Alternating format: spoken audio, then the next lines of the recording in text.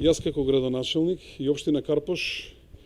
го осудуваме нападот врз советникот што се случи во текот на вчерашниот ден. Морам да кажам дека и во минатото сме имале политички противници,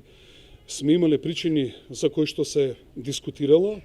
меѓутоа ова никогаш не се случило ваков преседан да биде нападнет советник од општина Карпош, кој што има различно мислење од неговата советничка група. Основната причина зошто е нападнат советникот на кој што веќе подолго време му се прети е да неговата партија ВМРО-ДПМНЕ може да прави поголеми обструкции од овие што сега ги прави.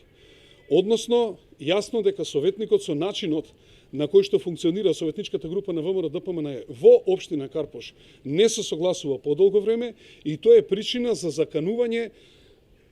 на истиот од колеги советници, како и од обезбедувањето на председателот на ВМРО-ДПМНЕ Христијан Мицковски. Ова само го покажува примитивизмот во врвот на ВМРО-ДПМНЕ во нивното раководство, кој користи насилни методи за да дисциплинира членови од партијата кои што мислат во интерес на граѓаните за кои што тие самите се бирани и за кои што добиле мандат да ги застапуваат граѓаните во општина Карпош. Сакам јавно да го прашам господинот Мицковски,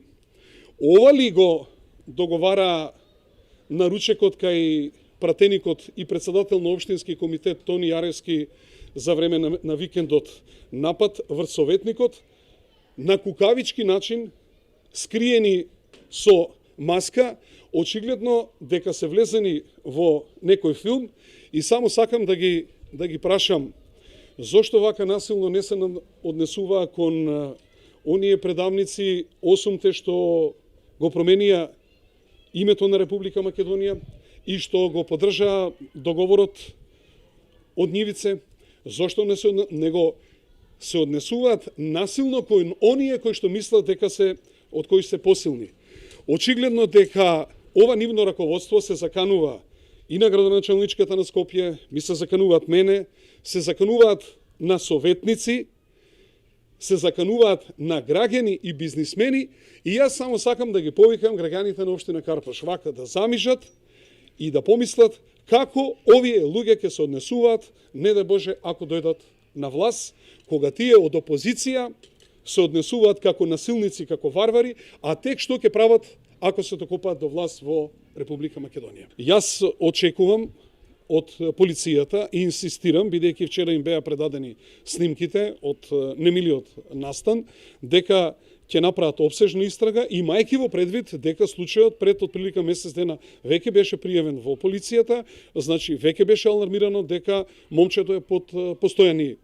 закани, кои што доаѓаат од врвот. Ако му се заканува обезбедувањето на Христијан Мицковски, тоа што значи? Обезбедувањето на Христијан Мицковски купува ниви по Делчево, обезбедувањето на Христијан Мицковски се заканува на советници избрани од народ, што тоа кажува, од каде доаѓа директно наредбата и насоката за закани, евентуално за физички пресметки. Советникот имаше лесни телесни повреди, меѓутоа самиот чин на напад врз советник или на било кој граѓанин во општина Карпош е за секаква осуда.